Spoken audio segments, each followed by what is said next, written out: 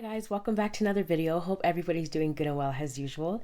In today's topic video, we are going to be talking about my favorite mainstream brands. I have done a video for my favorite indie brands. If you guys haven't checked that out, I will link it up in the cards above. So in that video, I did choose 5 brands. In this video, it is the same brands, but 3 are only really my top 3. The other 2 brands I'm going to mention that are auto mentions because I have tried them and I do like them, but I wouldn't say they're my favorite quite yet because I haven't really tried enough of them to really say.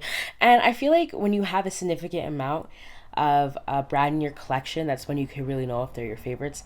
And for me, that's just it with these first three that I'm going to talk about. I do have a lot more indies in my collection, so that video was a bit harder to do. But with mainstream brands, the purchasing is a bit on the low side just because indie brands have overtaken everything on my mind when it comes to nail polish. So let's just get into this topic video. The very first brand I'm going to be talking about is my favorite tried and true brand, I would say, is Essie. I did start using Essie, found out about Essie in like spring or summer of 2010.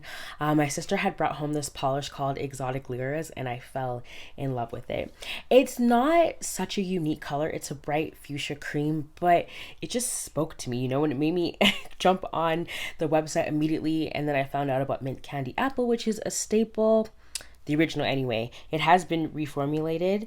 The time I got into Essie, L'Oreal had bought it in 2010, so I think a lot of things had changed when L'Oreal took it over, like some of the formulas and things like that. Like some Essie bottles you'll find don't match the polish that it used to be at all.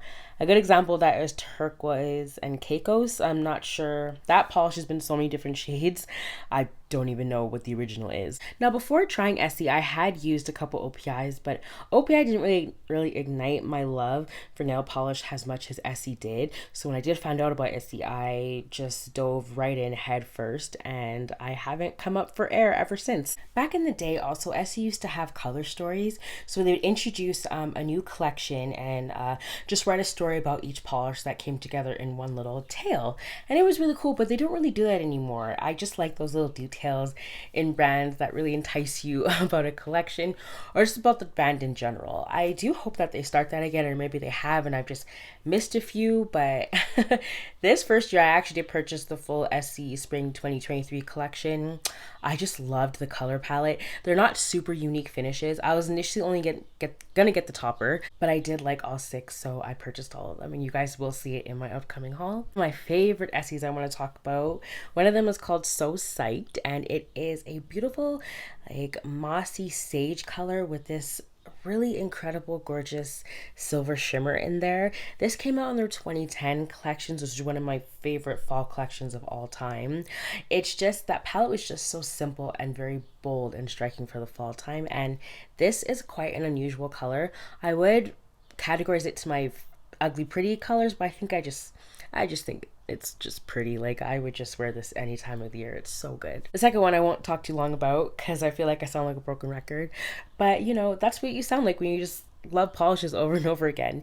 This is Smooth Sailing, came out in their summer or spring 2011 collection, and this one just looks like blue sand on your nails. It's the perfect like beachy vacation polish also because it really just shines in the sun with all that glitter in there. It is just very pretty. Love this one, and this is my third I can't even keep that. My second or third bottle. I have a backup in my Helmer drawer, but I keep these on a rack up here with all the extra my backups in my collection, so it reminds me to use them. Brand number 2 we're going to talk about is China Glaze.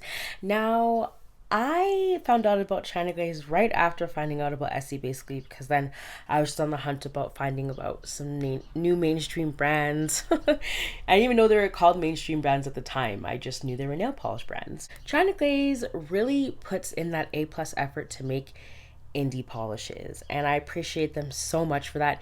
Even though they're not always executed well when it comes to the formula, the effort that they put in to just be different and separate themselves from other mainstream brands is what really shines with them. They do a lot of IP collections. I think my favorite one was the Hunger Games collection that came out in spring of 2012.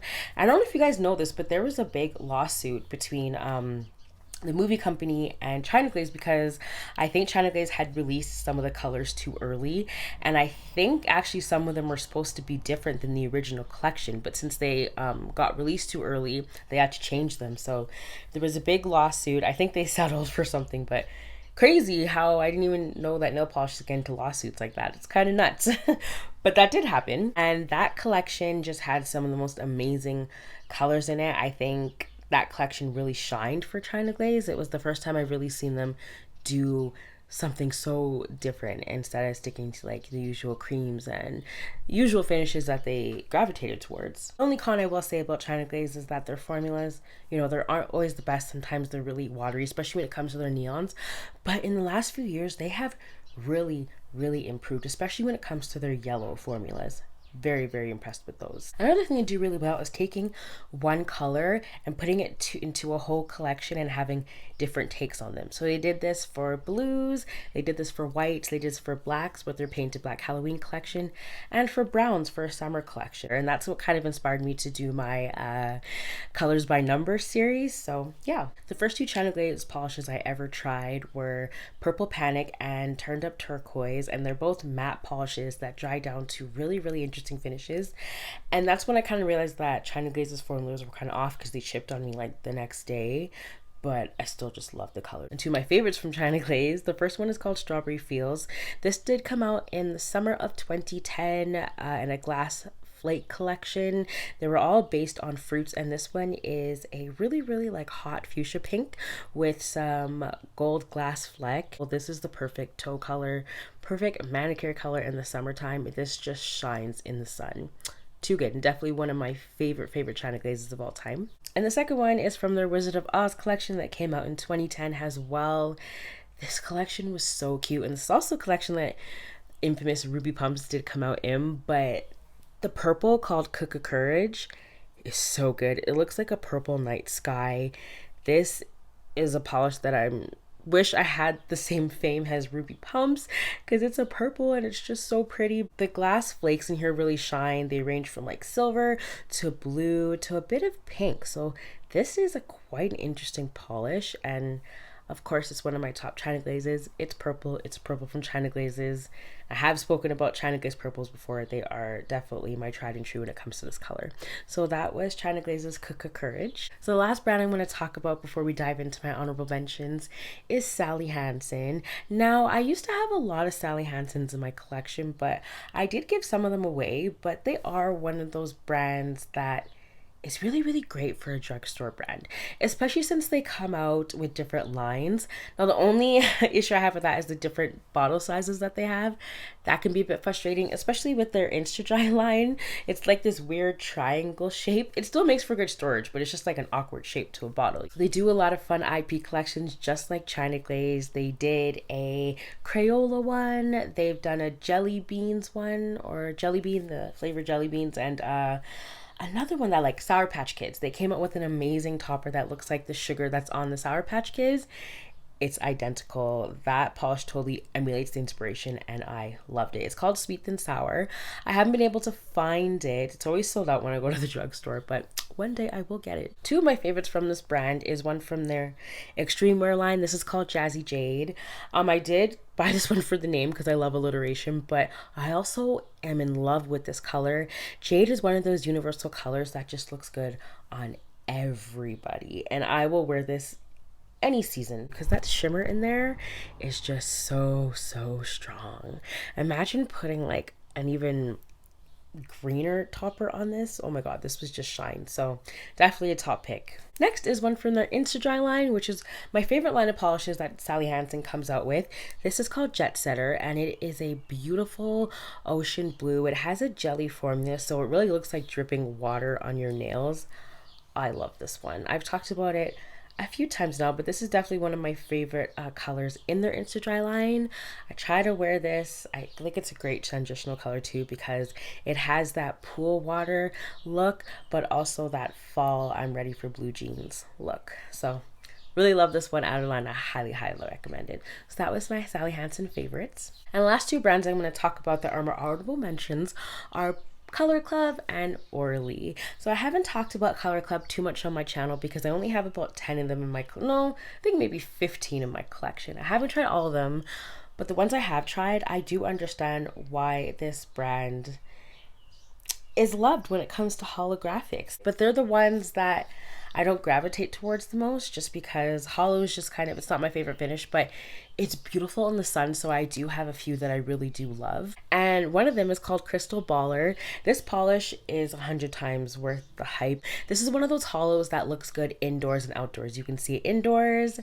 It looks just as vibrant and striking. Obviously it looks better in outdoors, but it just reminds me of this really calming color. I find blue to be so calming, and sometimes I feel like, I don't like when people say, oh, blue is such a sad color, I'm feeling blue. Like, no, I feel like blue is one of those like just nice colors that calms your mind. It just makes you kind of feel good. Blue is actually my second favorite color next to yellow. So I really, really do like the color blue on my nails. I think that's one of the reasons why I gravitate towards blue so much, because it gives me a sense of calm. I definitely have to try more Color Club hollows because this one really, really impressed me. And the formula on it is basically a one coater. Guys, we'll see this again pretty soon. So yeah, absolutely love this one from Color Club, and their hollows are definitely a standout for being so cheap and from a mainstream. Next, we're going to talk about Cherry Icy, which is one of my top polishes when this polish came out that year in 2021.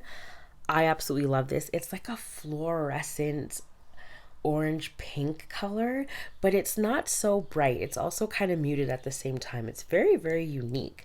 It's spelled cherry, and icy is spelled with like 4 E's, so it's icy. It's cute. This whole collection, actually, I think it was called the Boardwalk something collection. It was really, really nice. I kind of wish I got the whole one, but this one really stands out to me. Definitely a great toe color. Yeah, I need to divulge in the world of Color Clubs more because they could easily become one of my favorite mainstream brands. So that was Cherry Icy. The brand after that is Orly. So I did try Orly back in February when I did a video talking about how I was trying the brand for the first time. I always want to say that Orly is one of my favorite brands to purchase from, but I feel like I need to try more of them. But I haven't tried an Orly that I haven't liked, so that is a good sign. The formulas are great. It's a bang for your buck brand with the 18 milliliters rubberized cap and the paddle brush. I mean, that is a trifecta of a polish brand. One color that I absolutely love is Synthetic Symphony. I could talk about this all day, but I'm sure a lot of you know and love it. It is a brilliant, vibrant purple. It is leaning more to the neon side, but it's muted, which those are the type of neons up my alley. Love this one. It's perfect for any time of the year. Next is Nouveau Riche, and this formula, you guys, like, I could talk for days about how good this formula is. Sometimes, yeah, polishes for me, sometimes the formula comes first, and then the polish is just, the color is just secondary. This is one of my favorite Orlys. It's absolutely beautiful. It reminds me of like a Slytherin green. It's so festive for Halloween, for Christmas, it's for St. Patrick's Day. This is just a beauty, and all those shifts come out in there. There's a bit of a purple blue flip in there as well. It's not as prominent on the nails as in the bottom, but you can see it slightly at certain angles. I highly, highly recommend this one from Orly. Definitely one of my favorites, and yeah, can't say any more good things about this brand, except that I need to get more. And since I've done that video, I've actually acquired a few more Orlys in my collection that you guys will see in my hauls. But yeah, that was my second honorable mention. Okay guys, that was it for this video. Hope you enjoyed this one, and let me know what your favorite mainstream brands are. I know a lot of us love Orly and China Glaze, so I'm excited to hear what you guys think, and I'll see you in my next one. Take care.